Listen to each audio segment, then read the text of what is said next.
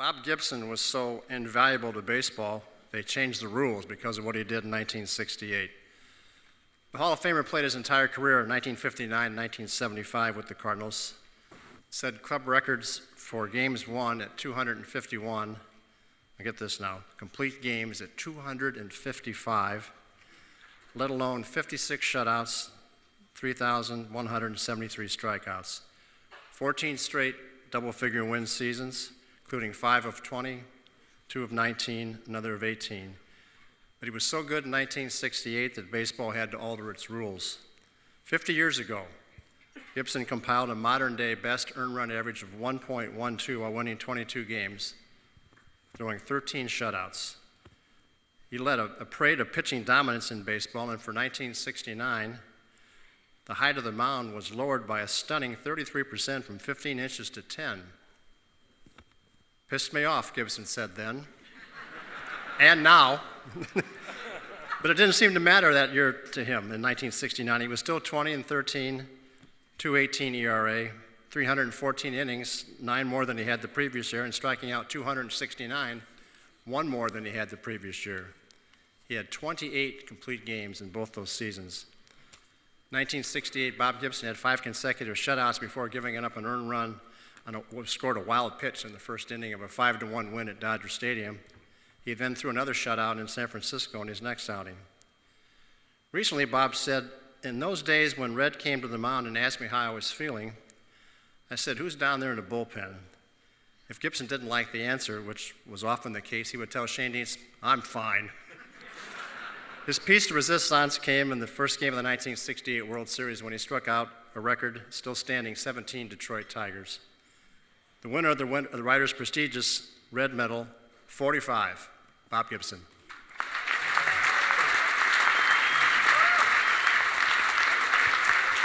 We are pleased to be chatting with you again, Bob, and think back at that 1968 season in particular, 1.12 ERA, the lowest ERA by far of any Major League pitcher from 1920 and beyond. Dwight Gooden's was in 1.5s, he's second. Unbelievable year for you. All of the shutouts, everything working. And then as John said and Rick said, the mound has changed. Did it really make you mad the following year after they lowered the mound? Oh, everything made me mad. I pitched every game with knots in my stomach because that year we just didn't score a lot of runs. You'd win 2-1, or if you gave up 2 runs, you would lose. And so I'd start the game not wanting to give up a hit, not wanting to give up a run. And it was a tough way to go through the season. Of course, I enjoyed the game, so I endured it. But I was just kind of ticked off most of the time. And they said, he's pitching like he's mad. Well, I was mad. I was going to ask you about that because you're a guy who likes to have fun, but clearly, I'm afraid of you, as most people are that know you. So, no, but there's a balance there, though, as a competitive athlete of enjoying what you do, but also playing with some fire. Well, I've heard that pretty much all my life about people being afraid of me and this and that. But fear does not necessarily come from me. It comes within you. And if that's the way you see me, then all right, let's go for it. And I didn't realize until I got through pretty much all of my career before I knew that the other team saw me that way. Mm-hmm. And if I had known that, I'd have been a lot nastier than I was. Well, we talked about it before. You didn't really hit very many people. Everybody thinks you did. Well, I did hit guys, not necessarily throwing at them. But I pitched inside, and they knew I was going to pitch inside. And the problem with pitching in there, those big hitters, strong hitters, like to get their arms out. They like the ball out over the plate. And if they're looking outside, and you throw the inside and you got a little bit of giddy up on it, they might hit themselves. So they hit themselves. I see. Yes. So you didn't hit anybody, they hit themselves. Hit themselves. And that's your story. So and I'm sticking to it. And you're sticking to it. So I want to go back to 68 and then 69. Of course, we're celebrating the 50-year anniversary of the Cardinals being in the World Series in 1968. Of course, you were stellar as always during that series. But when you had to make that adjustment the next year with the mound lower, and for those of us who didn't pitch with the mound higher, was that difficult? I mean, to get release point, to get your mechanics when they made such a drastic change in the mound? It wasn't really that difficult for me because I was more of a three-quarters pitcher. I was not way up on top. The guys who threw straight over the top, they had a lot of trouble trying to find their strike zone. And then I threw a slider, which I had no problem just dropping down a little bit or raising it up a little bit, to adjust. Guys who threw overhand curveballs, they had a problem because they were used to coming down on top, and now they were not coming down on top, they were throwing uphill. And they hung a lot of curveballs. So I really didn't have that much of a problem with it, but we still didn't get any runs.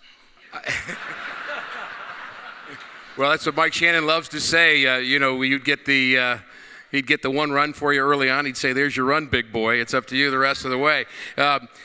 When you come back to St. Louis, Bob, and you come back occasionally, of course, as a Hall of Famer and Cardinal Hall of Famer, I've asked you this before, but just how that feels for you to understand the great reception you get here, the love that Cardinal fans still have for you. Is that meaningful to you? Oh yeah, I enjoy it, and let's face it, you like for people to think well of you, think a lot about you, think about you having done a pretty good job.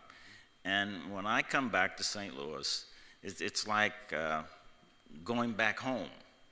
I actually spent, during my younger years, I spent more time in St. Louis than I did in Omaha. And I guarantee you the people here treated me a lot nicer than my first wife. Yeah. and I'd rather be here than there, It was fun. And I do enjoy it.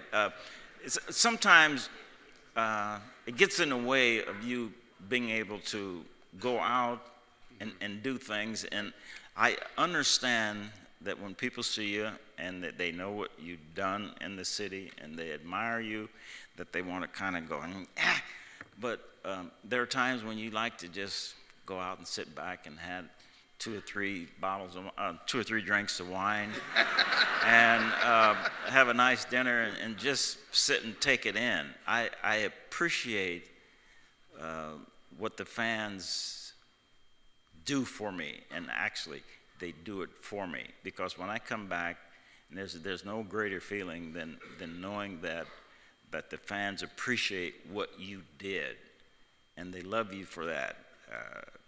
I know that they hear a lot of these wild stories about me being this and that and throwing at guys and not throwing at guys and not being a nice guy. Sometimes I'm not a nice guy, and a lot of times I hit guys that I wasn't throwing at, but I never missed a guy that I was throwing at.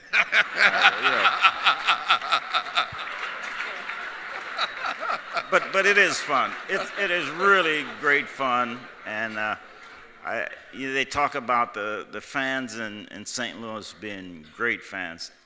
They are great fans. I've been to all of the ballparks everywhere, and I don't know that I know any better fans than the ones they have here in St. Louis.